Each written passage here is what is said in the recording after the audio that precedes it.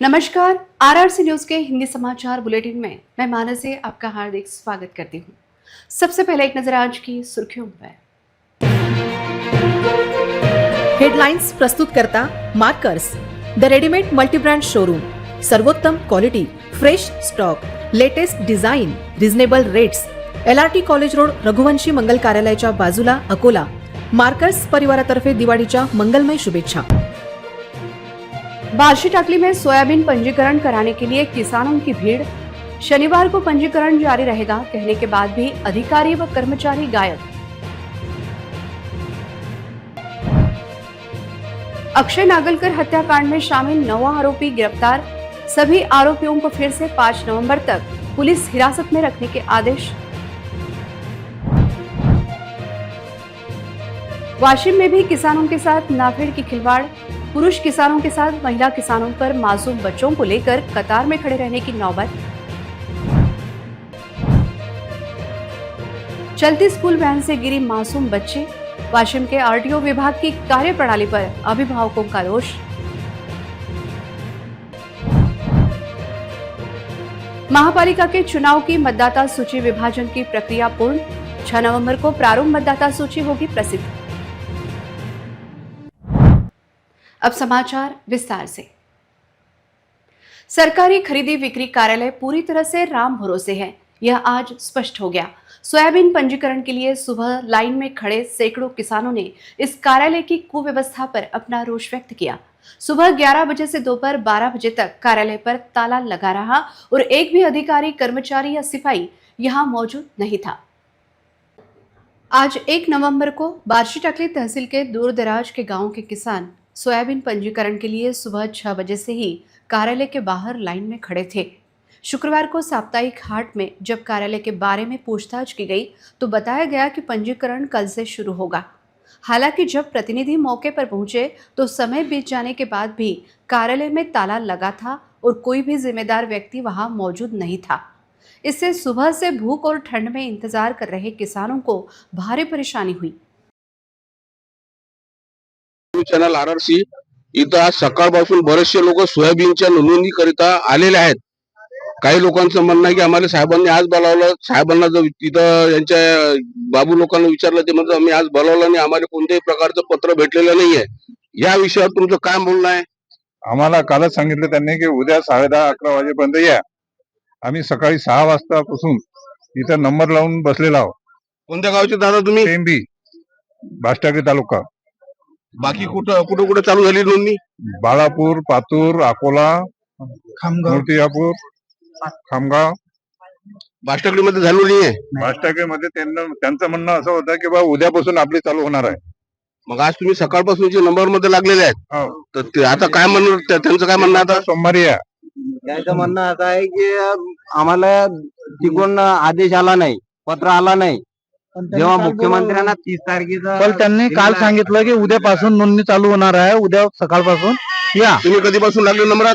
मी 7 वाजता सकाळी। बाकी कोणत्या गावचे लोक येतात? उल्हासपूर 5 वाजतापासून आमच्या गावातले 25 ते 30 कास्तकार येत आहेत। इथं पाण्याची सोय नाही, काही सोय नाही। नंबर लावायला आम्ही खेटर उभे केले, नंग्या पायाचे हिंडून राहिलो। हे जे कर्मचारी एकही चांगलं उत्तर देत नाही आणि याचे याच वर्षी नाही, दरवर्षीच असं आहे याचं। कास्तकाराला एवढं भंडावतात हे की चांगलं सांगत सुद्धा नाही ते। व्यापाऱ्याला बरोबर नोंद करतात, व्यापाऱ्याची नोंद बरोबर करतात। इथं व्यापाऱ्याची नोंद झाली नाही पाहिजे, कास्तकाराची नोंद झाली पाहिजे। आणि आज जे लोक आलेले आहेत यांचं त्यांनी रजिस्टरवर नोंदणी करून घ्यावी, याप्रमाणेच आंदोलन करण्यात यावे। आता सोमवारी जर सगळ्यात धरलं, सोमवारी होऊ शकते व्यापारी येतील, येणारच आहे। आता जवळपास इथं सगळे आलेले शेतकरीच आहेत, कास्तकार आहेत। या लोकांचं असं म्हणणं आहे की शेतकरी वर्गाला हे काही म्हणजे हे करून राहिले आणि जे व्यापारी लोक आहेत त्या लोकांचे सोयाबीन घेऊन राहिले, त्यांचे नोंदण्या अंदरल्या अंदर चालू होत, असं या लोकांचं म्हणणं आहे। आज एक सोमवारी यांचं साहेब तुम्ही तपासा की पहिल्या नंबर पासून नोंदणी चालू होते का? हे याच्या आधी याचे म्हणतात 100-125 नोंदणी व्हायला आहे, अशी चर्चा चौकडे याचे वार्ता फैलेला आहे। सोमवारी तुम्ही जातीने येऊन पहिल्या नंबर पासून तपासणी करण्यात यावी, कोणी कष्टकऱ्याला नंबर लागो। आज आलेले नंबर लिहून घेण्यात यावे। बाष्टागली तालुका प्रतिनिधि आजम खान। इस मामले में जब कार्यालय के कर्मचारियों से फोन पर संपर्क किया गया तो उन्होंने बेहद गैर जिम्मेदाराना जवाब दिया। उन्होंने कहा, हमने किसी भी किसान को पंजीकरण के लिए नहीं बुलाया है। इस जवाब से किसानों और उपस्थित प्रतिनिधियों में गहरा रोष व्यक्त हो गया। किसानों ने मांग की है कि वरिष्ठ अधिकारी बार्शीटाकली स्थित खरीदी बिक्री कार्यालय में हुई इस गंभीर अनियमितता पर तुरंत ध्यान दें और अनुपस्थित सभी अधिकारियों और कर्मचारियों के खिलाफ कड़ी कार्रवाई करें। साथ ही सोयाबीन पंजीकरण की समय सारिणी के संबंध में तुरंत स्पष्ट निर्देश जारी किए जाए। Azam Khan, RRC news, Barshitakli. अक्षय नागलकर हत्याकांड में शामिल 9वें आरोपी को पुलिस ने परतवाड़ा में पकड़ लिया। बाकी आरोपियों को PCR खत्म होने के बाद आज अदालत में उन्हें पेश किया गया। तब न्यायालय ने सभी आरोपियों को फिर से 5 नवंबर तक पुलिस हिरासत में रखने के आदेश दिए। डाबकी रोड थाना के हद में आने वाले मारुति नगर निवासी अक्षय नागलकर की हत्या के मामले में 8 आरोपियों को पहले ही गिरफ्तार कर लिया गया था, जबकि उनमें से एक शिवाराम माली घटना के दिन से ही फरार था। पुलिस फरार आरोपी को पकड़ने का लगातार प्रयास कर रही थी। पुलिस को सूचना मिली कि फरार शिवा माली बैतूल में है। स्थानीय अपराध शाखा पुलिस की एक टीम उसकी गिरफ्तारी के लिए रवाना हुई थी। इस टीम ने उसका पीछा किया और परतवाड़ा में उसे गिरफ्तार कर लिया। अक्षय नागलकर के परिवार ने 22 अक्टूबर को अक्षय के लापता होने की शिकायत दर्ज की थी। पुलिस ने मामला दर्ज कर जांच की तो पता चला कि भौरत स्थित होटल MH30 में उसकी आंखों में मिर्च पाउडर डालकर उसकी बेरहमी से हत्या कर दी गई थी, जिसके बाद उसके शव को मोरगांव भाकरे स्थित ब्रह्मा भाकरे के खेत में ले जाकर एक टीन के शेड में जला दिया गया था। पुलिस ने इस घटना में 8 आरोपियों को गिरफ्तार किया है। हत्या में प्रयुक्त हथियारों की बरामदगी के लिए तलाशी अभियान चलाया गया। पुलिस ने सीन रिक्रिएट करने के लिए कुछ आरोपियों की परिसर में बारात भी निकाली थी। इन सभी 8 आरोपियों को 1 नवंबर तक पुलिस हिरासत में भेज दिया गया था। इस अपराध का एक आरोपी शिवाराम माली घटना के दिन से फरार था। आखिरकार पुलिस ने उसे पकड़ ही लिया। पहले गिरफ्तार 8 आरोपियों का PCR आज खत्म हो गया है, इसलिए पुलिस इन सभी आरोपियों को दोबारा कोर्ट में पेश करेगी। इस अपराध की जांच उपविभागीय पुलिस अधिकारी सुदर्शन पाटिल कर रहे हैं। इस पूरे घटनाक्रम की विस्तृत जानकारी SP ऑफिस में आयोजित पत्रकार परिषद में जिला पुलिस अधीक्षक द्वारा दी गई। दापकी रोड एक मिसिंग प्रकरण नागलकरचा जो दाखल झाला होता, त्याच्यानंतर त्याच्यामध्ये त्याची मृत्यू झाली असा माहिती घेतल्यानंतर गुन्हा दाखल झाला होता त्यांचा। त्याच्यामध्ये 8 आरोपी सुद्धा अटक झाले होते अलियानगरमधून, भुसावळमधून। आज जे 9वा आरोपी होता तो बैतूल मध्य प्रदेशमधून अटक झालेला आहे। त्याच्यामध्ये सर्व आरोपी आता अटक झालेले आहे। आता वाढी PCR पण आरोपीची आम्हाला अजून 5 दिवस, अगोदरची 7 दिवस, अजून आता 5 दिवस भेटलेली आहे। याच्यामध्ये जे काही घटना घडली होती, खूप क्लिष्ट स्वरूपाचा गुन्हा होता। तर बघून आमचे फॉरेन्सिक व्हॅन्स आम्ही रवाना केले होते SDPO मार्फत। त्याचे इन्व्हेस्टिगेशन सुरू आहे। वेगवेगळे तपाक रवाना झाले होते। त्याच्यामध्ये आम्हाला जे मृत व्यक्ती आहे त्याची अस्थी आणि हाडे हे सुद्धा सापडलेले आहे। 2 पिस्टल आणि 8 लाईव्ह राऊंड हे सापडलेले आहे। एक 4 व्हीलर गुन्ह्यामध्ये जी व्यापार झाली होती, 3 मोटरसायकल हे आमच्या रिकव्हरी झालेली आहे। तर पुरावे गोळा करण्यासाठी आमची आता रिकव्हरी झालेली आहे, जेणेकरून दोषारोपीमध्ये आम्हाला मदत भेटेल आणि अजून याच्यामध्ये जे काही रिकव्हरी होतील आणि टेक्निकल जे काही आमचा इन्व्हेस्टिगेशन असणार आहे, कारण की आता प्राथमिक इन्व्हेस्टिगेशन झालेलं आहे आणि हे जे आम्हाला जे असते घेतलेली आहे त्याच्या आम्ही फॉरेन्सिक ऑडिट, फॉरेन्सिक डिटेलिंग आणि फॉरेन्सिक मॅचिंग सुद्धा आम्ही DNA मॅचिंग, DNA टेस्टिंग हे सुद्धा आम्ही करणार आहोत। तर हे इन्व्हेस्टिगेशन अत्यंत प्रोफेशनल रित्याने, ही साक्ष्याचा व्यापार सुद्धा आम्ही करत आहे। अत्यंत प्रोफेशनल रित्याने इन्व्हेस्टिगेशन सुरू आहे आणि तपासामध्ये नंतर याच्यामध्ये काम हे हत्याचं मूळ कारण असं होतं की जे मुख्य आरोपी आहे चंद्रकांत बोरकर आणि जे मृत व्यक्ती आहे नागलकर यांचा जुना वाद होता।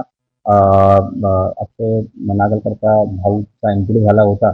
तर याबाबत त्यांना आक्रोश होता की चंद्रकांत बोरकर मुळे हे झालेलं आहे, त्यांनी तक्रार दिली आहे असं त्यामुळे झालेलं आहे। तर यांचा जुना वाद मुळे त्याचा कट रचण्यात आला आणि याच्यामध्ये जे काही सर्व 9 आरोपी आहेत ते सर्व आता अटक झाले। हाथ में बच्चा, कंधों पर खेती का बोझ और मन में गारंटी शुदा दाम की आस। वाशिम के नाफेड़ पंजीकरण केंद्र पर जब यह दृश्य दिखा तो मन को झकझोर करने वाली तस्वीर सामने आ गई। पंजीकरण के लिए नाफेड़ केंद्र पर किसानों की भीड़ उमड़ रही है। गारंटी शुदा दाम की आस लगाए बैठे किसान खरीदी केंद्र कब खुलेंगे इसकी राह देख रहे हैं। किसान सुबह 3 बजे से ही कतारों में खड़े थे। कोई बूढ़े दादा थे, कोई नवजात शिशुओं की गोद में लिए किसान माएँ थीं। सबकी एक ही उम्मीद थी, हमारा सोयाबीन उचित दाम पर बिक जाए। नाफेड के जरिए गारंटीशुदा दाम पर सोयाबीन खरीदने के लिए वाशिम में कल से ऑनलाइन रजिस्ट्रेशन शुरू हो गया है। लेकिन इस बार नई थंब सुविधा व्यवस्था के चलते किसानों को खुद रजिस्ट्रेशन कराना पड़ रहा है।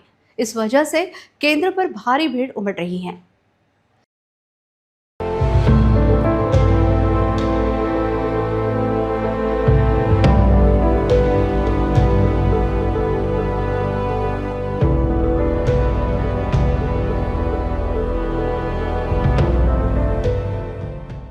पंजीकरण केंद्र पर न पीने के पानी की सुविधा है, न छत की, न ही महिलाओं और बुजुर्गों के लिए अलग से कोई व्यवस्था। फिर भी किसान पूरी शिद्दत से कतारों में खड़े हैं, क्योंकि फसल की मेहनत का पैसा पाने का यह एक मौका है। एक तरफ एक बच्चा मां की गोद में चैन से सो रहा है, तो दूसरी तरफ रजिस्ट्रेशन के लिए जरूरी दस्तावेज। यह दृश्य प्रशासन की उदासीनता को दर्शाता है। हम अपनी फसल ऑनलाइन बेच सकते हैं, तो रजिस्ट्रेशन ऑफलाइन क्यों? यह सवाल कई किसानों के मन में है। जब हर गांव में इंटरनेट की सुविधा है, तो केंद्र पर खुद जाकर पंजीकरण कराना किसानों के लिए एक और परेशानी बनता जा रहा है। किसान संगठन अब मांग कर रहे हैं कि इस पंजीकरण प्रक्रिया को सरल बनाया जाए और ऑनलाइन प्रक्रिया फिर से शुरू की जाए। शासनाने कालपासून नाफेडमध्ये सोयाबीनची नोंदणीला सुरुवात केलेली आहे, पण आज प्रत्येक सेंटरवर नाफेडची नोंदणी करण्यासाठी खूप गर्दी होत आहे। कारण शेतकरी हा प्रत्येक स्वतः हजर राहावा लागत आहे। नोंदणी करता वेळेस म्हातारे माणसं, महिला सोबत आणावे लागत आहे।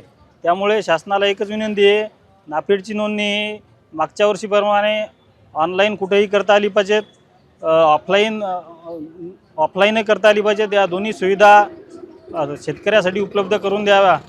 नाफेड प्रत्यक्ष येण्याचा त्रास हा शेतकऱ्याला खूप होतोय, तो त्रास कमी होण्यासाठी ऑफलाईन नोंदणी व ऑनलाईन नोंदणी बाहेर कोणत्याही ठिकाणी करण्याची सुविधा उपलब्ध करून देण्यात यावी।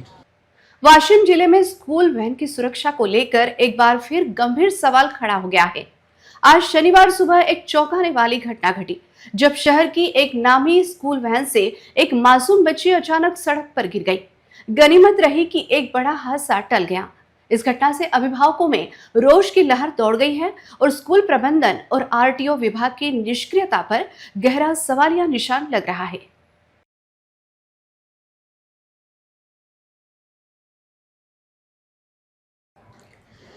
केवल वसूली पर ध्यान केंद्रित कर वाशिम आरटीओ विभाग स्कूल वैन के प्रति उदासीन दिखाई दे रहा है। शहर में कई स्कूल वैन के पास आरटीओ से जरूरी फिटनेस सर्टिफिकेट है या नहीं, ड्राइवरों के पास वैध लाइसेंस है या नहीं, और वैन में बच्चों के लिए सुरक्षा लॉक व अन्य सुरक्षा प्रणालियां है या नहीं, इस पर गंभीर संदेह जताया जा रहा है। यह बात सामने आई है कि पिछले कुछ महीनों से स्कूली वाहनों का कोई बड़ा निरीक्षण नहीं किया गया है। इस घटना के बाद अभिभावकों ने सभी स्कूल वैन का तुरंत निरीक्षण करने की मांग की है। कुछ अभिभावकों ने नियमों का उल्लंघन करने वाले वाहनों के खिलाफ सख्त कार्रवाई न होने पर विरोध प्रदर्शन की चेतावनी भी दी है।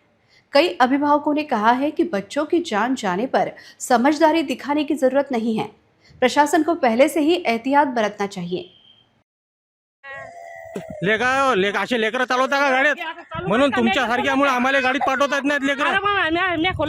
अरे पण तुमचे गेट आहेत का तितके सिक्युअर? लेकरं तर खोलणार आहेत ना। मग गाडी शूटिंग करून काढायली तुम्ही पाडलं ना लेकरू गाडीतून? मग तुम्ही गेट नाही खोललं, पण तुमचं गेट आहे का तितका सिक्युअर? लेकरात सांभाळासारखं हा? आतून लॉक होत नाही तर मग आतून लॉक करणारे गेट पाहिजे ना।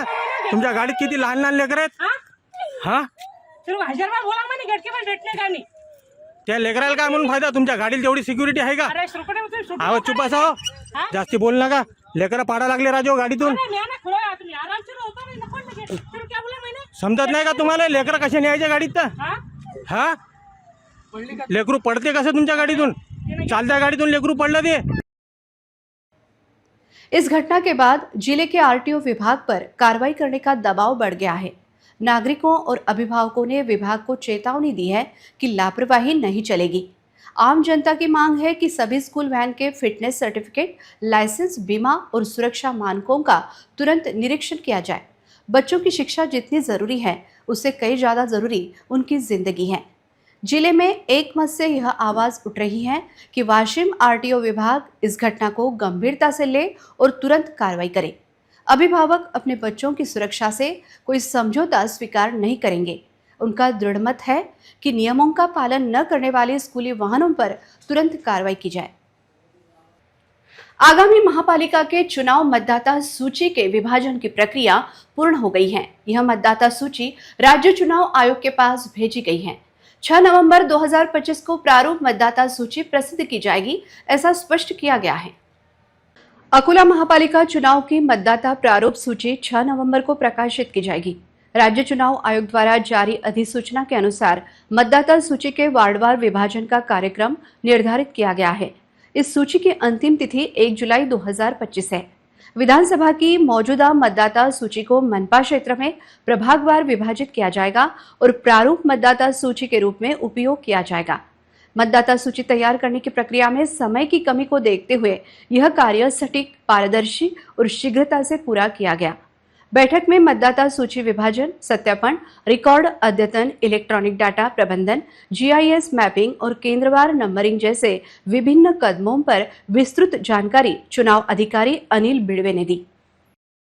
अकोला महानगरपालिका सार्वत्रिक निवडणुकीच्या अनुषंगाने महानगरपालिका निवडणूक विभागाद्वारा विधानसभा मतदारसंघाची यादी प्रभागनिहाय विभाजित करून प्रभागनिहाय मतदार निश्चितीचे काम अंतिम टप्प्यात असून आज आम्ही राज्य निवडणूक आयोगाकडे सदरची विभाजित मतदार यादी सादर करणार आहोत। त्यानुसार राज्य निवडणूक आयोगाच्या आदेशानुसार दिनांक 11 नोव्हेंबर 2025 रोजी महानगरपालिका क्षेत्रातील उमेदवारांच्या आरक्षण सोडतबाबत कार्यवाही करण्यात येणार आहे। अकोला शहर की प्रतिष्ठा बढ़ाने वाले flavours of India food trade and property expo 2025 का उद्घाटन शुक्रवार रात विधायक रणधीर सावरकर ने किया। पूर्व महापौर विजय अग्रवाल, भाजपा महानगर अध्यक्ष जयंत मसने, अकोला अर्बन बैंक के पूर्व अध्यक्ष Rameshwar Phundkar, Rotary club of Akola mid town के अध्यक्ष प्रणव सुरेका, क्लब के पदाधिकारी और गणमान्य व्यक्ति उपस्थित थे।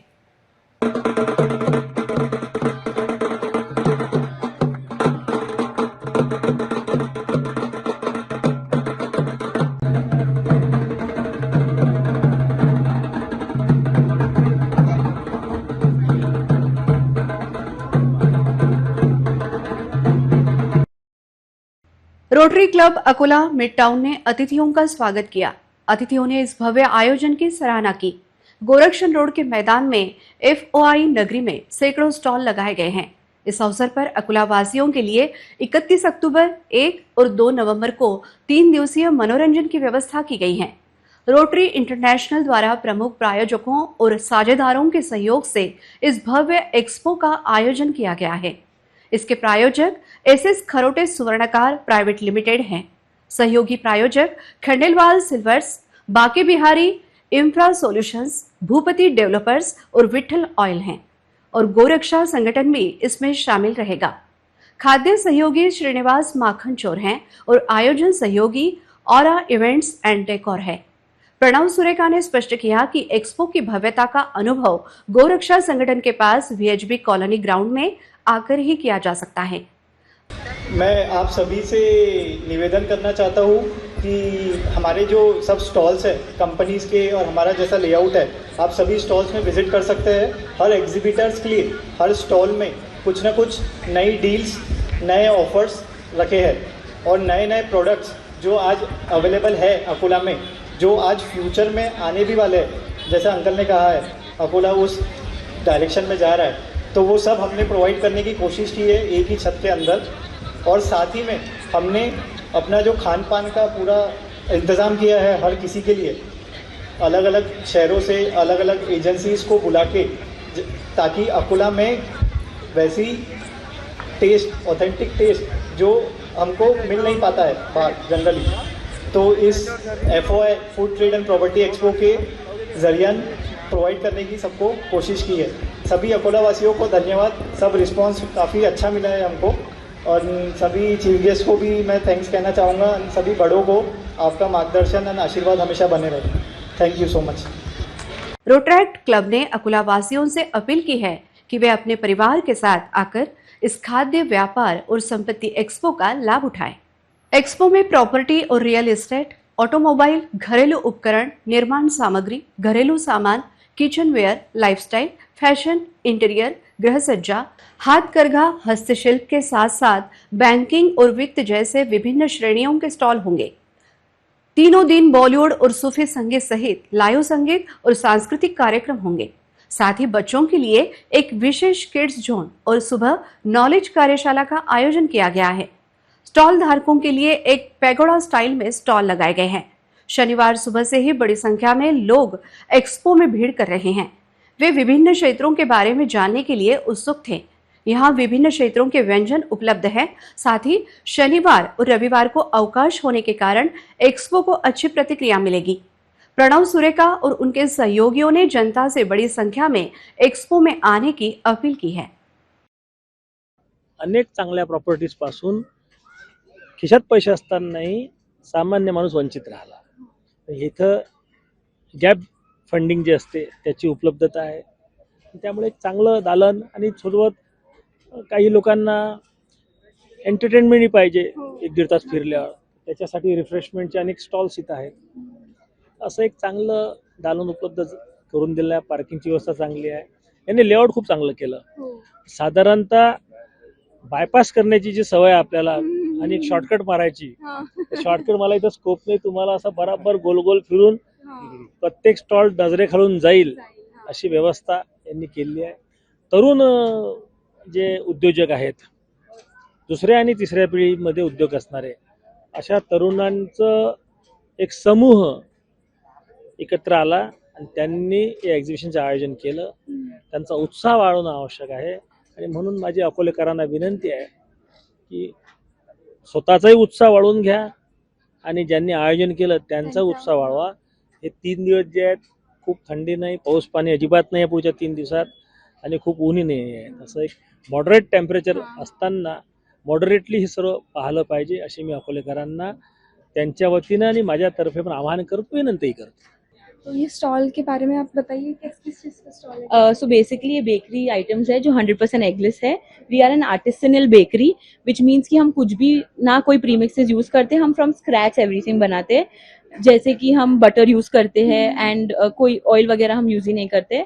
और हम जो सारे हमारे केक्स है वो प्योर गनाश से बनाते हैं। एंड हमारा बॉम्बे में एक क्लाउड किचन है। We take only like fresh to made orders, कुछ भी रेडी नहीं रहता है हमारे पास।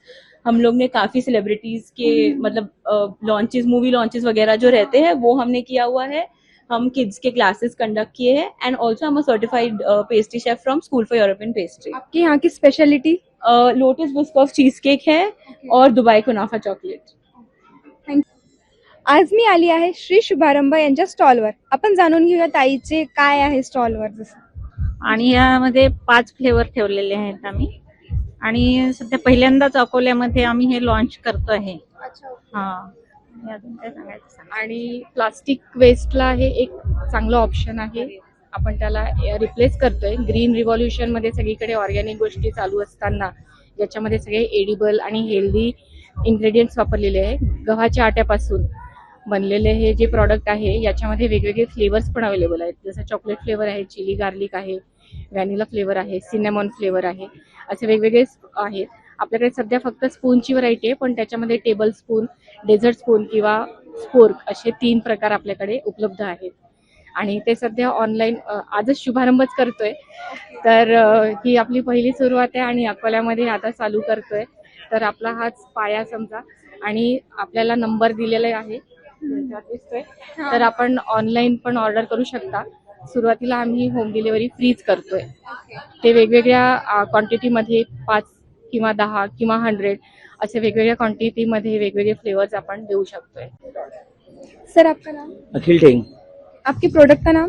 बनाना केचप आता है हम लोगों का। कंपनी का नाम है हमारा modern fruit product private limited, MFP products private limited आता है। बेसिकली वडोदरा का कंपनी है। हम लोगों के प्रोडक्ट्स आते हैं इसमें बनाना केचप, टोमेटो केचप, शेजवान चटनी, उसके बाद शेजवान सॉसेस आते हैं। हम लोगों का पिज़्ज़ा पास्ता सॉस आता है और एक स्पेशल प्रोडक्ट हम लोगों का एक जैन केचप भी आता है। कुछ स्पेशल जैसे? स्पेशल यानी हमारा एक बनाना केचप ही एक ऐसा स्पेशल प्रोडक्ट है जो अभी तक किसी ने भी लॉन्च किया नहीं था। फर्स्ट टाइम हमारी कंपनी ने लॉन्च किया। मतलब ये फर्स्ट टाइम है आपका First स्टॉल time. भी जैसे? फर्स्ट टाइम किसी कंपनी ने लॉन्च किया है, ये किसी भी कंपनी का आता नहीं है, फर्स्ट टाइम हमारी कंपनी ने ही लॉन्च किया है इसे। जैसे ही आरआरसी न्यूज ने रिलायंस सीएनजी कंपनी के कुप्रबंधन के कारण स्थानीय नागरिकों को हो रही परेशानियों की खबर प्रसारित की, इसका असर दिखाई देने लगा। रिलायंस सीएनजी कंपनी के प्रबंधन ने तुरंत टैंकर और कर्मचारी लगाकर सड़क की सफाई करवाई और सड़क को यातायात के लिए सुरक्षित बनाया।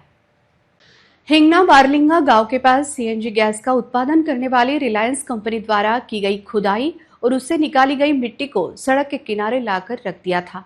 मिट्टी को आधा अधूरा हटाया गया था, इसलिए इसका एक बड़ा हिस्सा सड़क पर ही रह गया था। इस मिट्टी के कारण दुर्घटना की आशंका दिखाई दे रही थी। बीते दिनों आई बारिश के कारण मिट्टी कीचड़ में तब्दील हो गई थी। पूरे रास्ते पर कीचड़ निर्माण हुआ था। कीचड़ के कारण दोपहिया वाहनों के फिसलकर गिरने की घटनाएं हुई, जिनमें कुछ नागरिक मामूली रूप से भी घायल हुए हैं। स्थानीय नागरिकों की बार बार शिकायत के बावजूद कंपनी प्रबंधन ने कोई ध्यान नहीं दिया, जिससे क्षेत्र के नागरिकों में रोष निर्माण हुआ।